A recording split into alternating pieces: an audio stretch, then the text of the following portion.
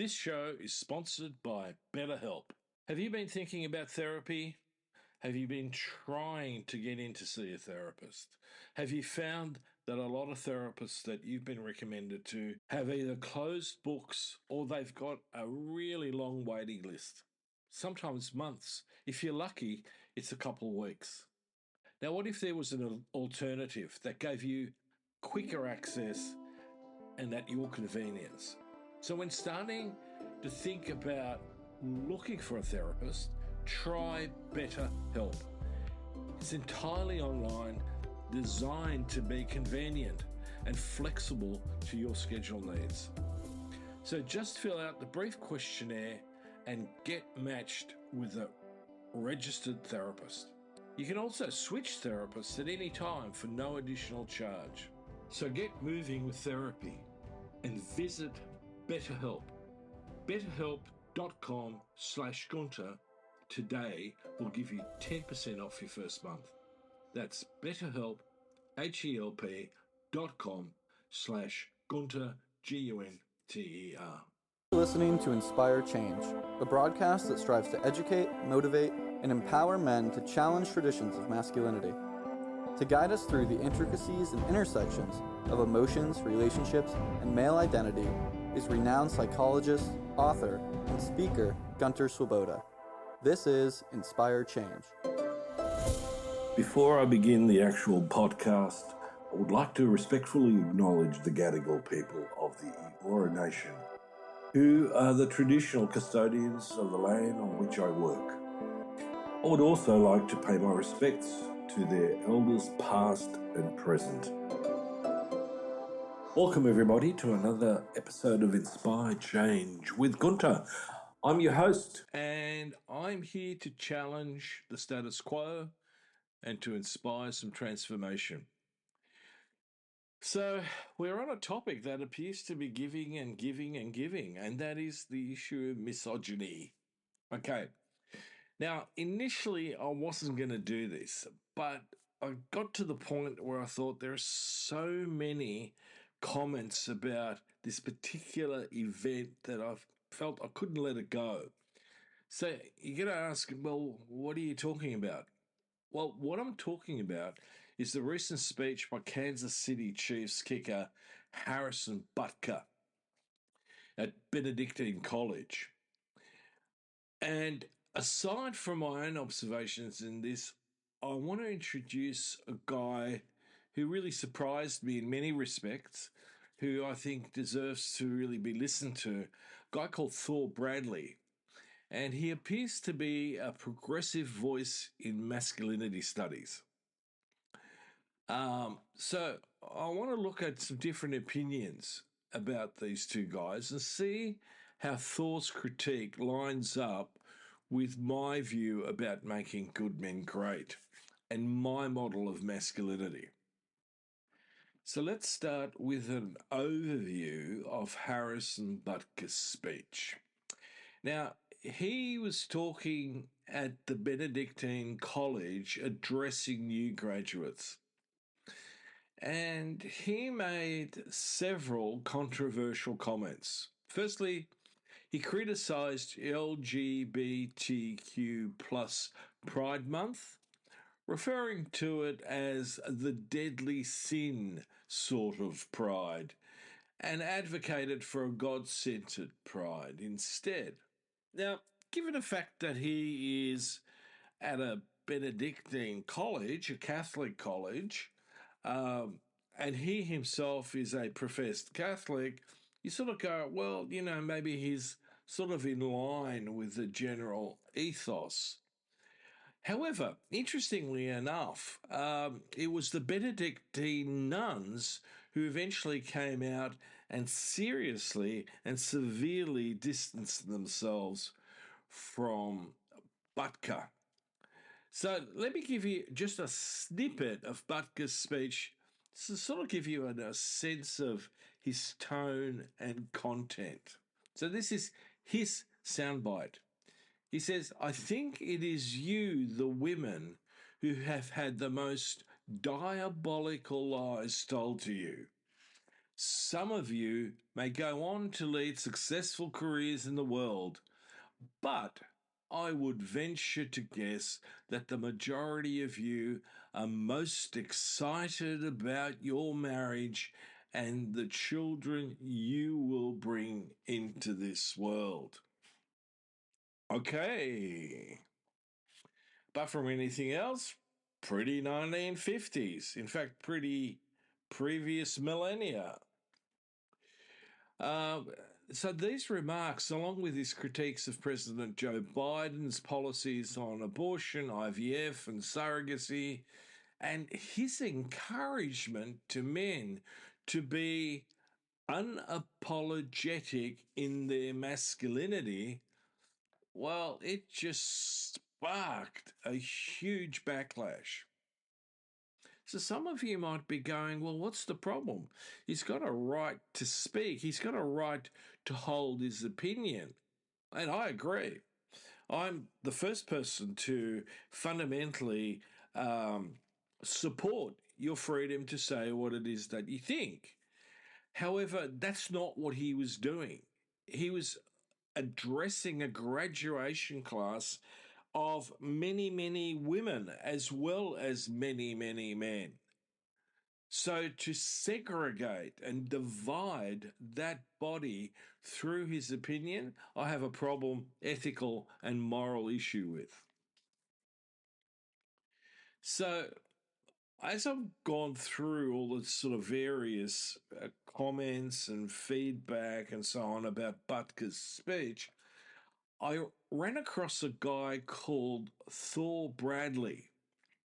And in my view, Thor, who has a pretty well-known progressive stance on masculinity and inclusivity, provides a sharp contrast to Butker's views. So let me give you some of the key points Thor made in his critique of Butker. So firstly, Thor highlighted the lack of inclusivity in Butker's speech. You know, by criticising LGBTQ plus Pride Month, Butker alienated a significant portion of the community. Thor argued that such statements marginalise the community and fail to promote the inclusivity and respect that are crucial in today's society. And I couldn't agree more with that. We're not looking at division. I mean, right now, the United States, above and beyond most countries, needs to look at itself and heal the fundamental divisions in its society. So, I just want to read you a little snippet of Thor Bradley expressing his concern. He says, Butker's remarks are a stark reminder of the deep-seated patriarchal values that still persist, suggesting that a woman's ultimate fulfillment is in the traditional roles is a disservice to the incredible strides women have made in various fields. And he stresses that this just so sounds so much 1950s. So Thor also took issue with Butker's promotion of the traditional gender roles for men. He says Butker's call for men to be unapologetic in their masculinity and to resist cultural emasculation was seen by him and me as perpetuating harmful stereotypes. There are different masculinities. He also emphasised that masculinity should not be narrowly defined and that men should be free to express their identities in diverse and inclusive ways. So if your sense of masculinity is tied up with being the provider, protector, controller, then you need to re-evaluate your sense of what it is to be a man. So Thor also critiqued the political and religious bias in Butker's speech. And using a commencement address to express personal religious and political views, particularly those that are polarizing, was, according to Thor, inappropriate for such a setting. He argued that the commencement speeches should aim to inspire and unify graduates, not divide them. So he also pointed out Butker's misinterpretation and inappropriate reference to a Taylor Swift lyric. I think Butker was trying to be cute and cutesy about this, but he just bluntly and blatantly missed the point. He used it to support his Catholic values, which many found out of place and are indicative of a broader misunderstanding of popular culture. So, where does Thor and where does making good men great stand in this? Well, my view is that the two of us are actually very closely aligned with our idea of masculinity, which emphasizes reimagining masculinity through a comprehensive process of education and through building supportive networks of men to be better in their relationships with each other, but also with women as a whole. And it is about allowing women, well, that's badly put, but it's about women having the right to choose how they want to live their life and what the emphasis of their lives are. That it's not up to us men to coerce them and control them and to put them in a box. That's not my right or ambition as a man to do. My view is that we as men and women live together as equals where, apart from sharing the material, like what we earn and what we establish in our asset base and so on, but that we also have a sense of a greater place of that. That is, that we need to be, coming into our relationships from a point of being a provider emotionally, socially, intellectually. It ain't all about the money, right? And if you, as a male, can't handle that she potentially or has a greater earning capacity, then you need to check yourself in. You need to go and do some personal growth. It shouldn't matter where she stands with regard to the finances. It doesn't matter whether you happen to be better at the housekeeping than she is. Together is where we build our strengths, and we should play to our strengths. Some men have no massive ambition to be hugely materially successful.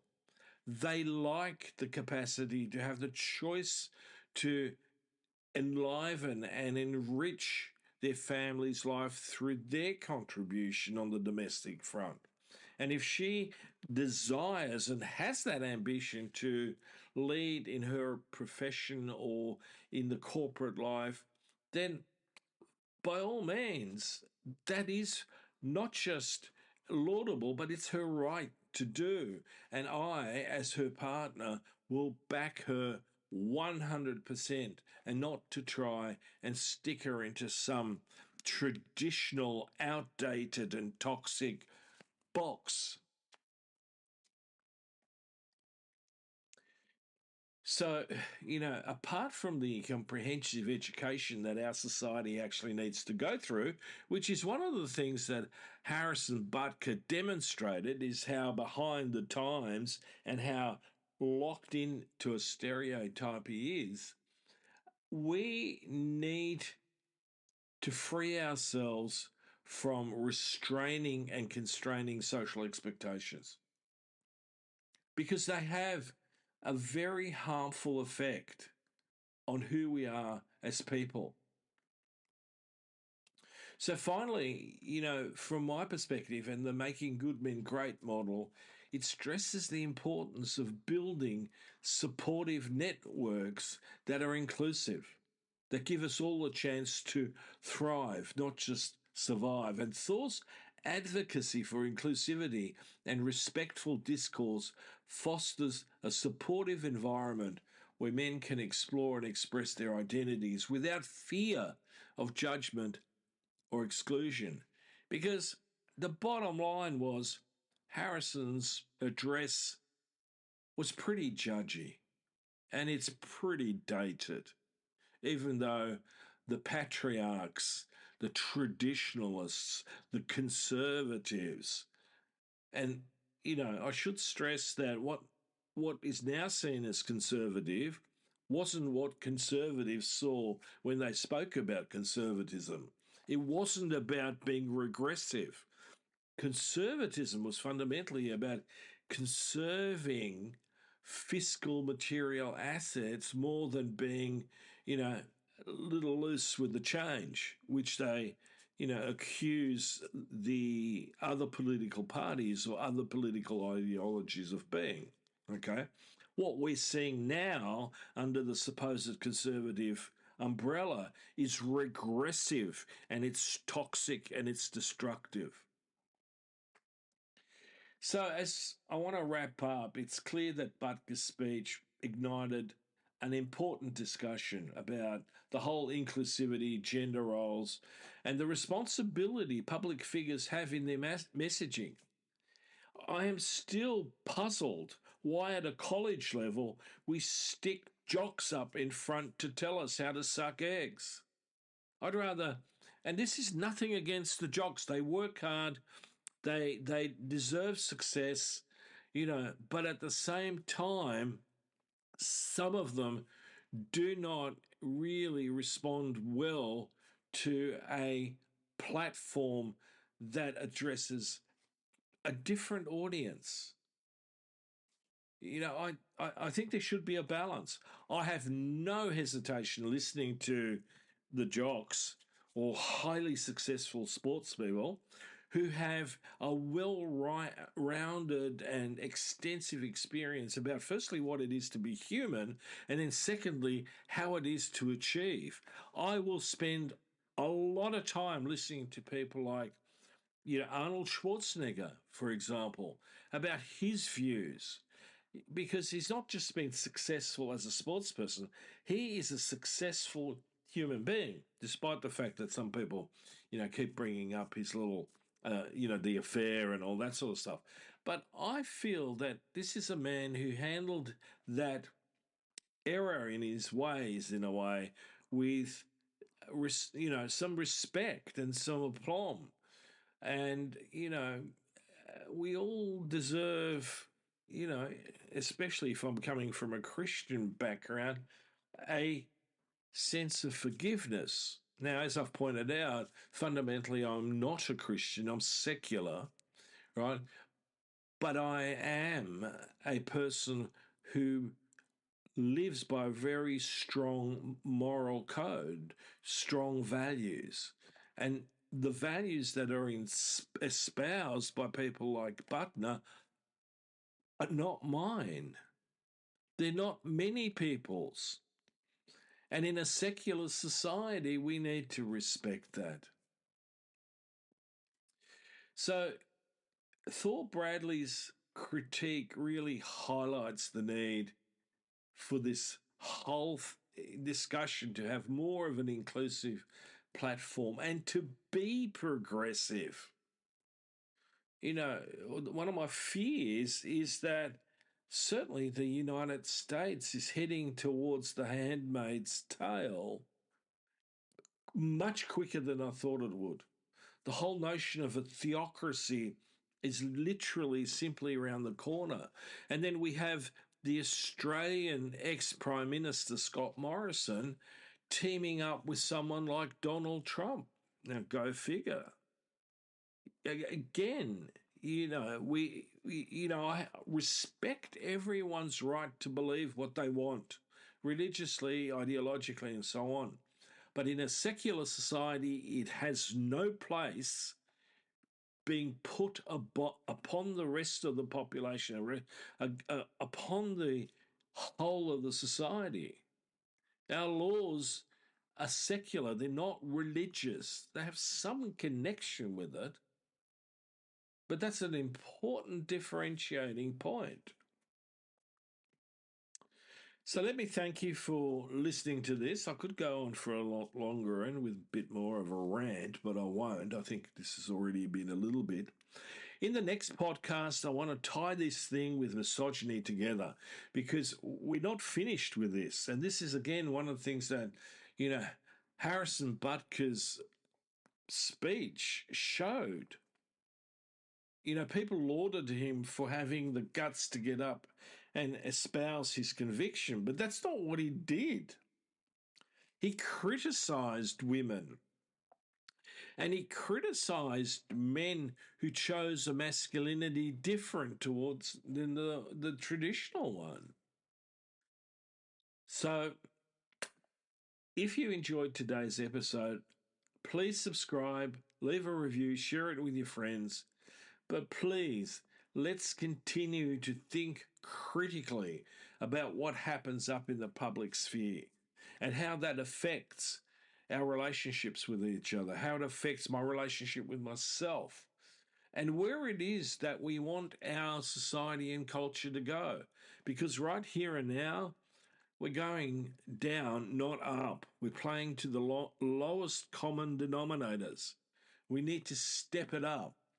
And Thor Bradley, in my view, looking at his material, is an example of doing that.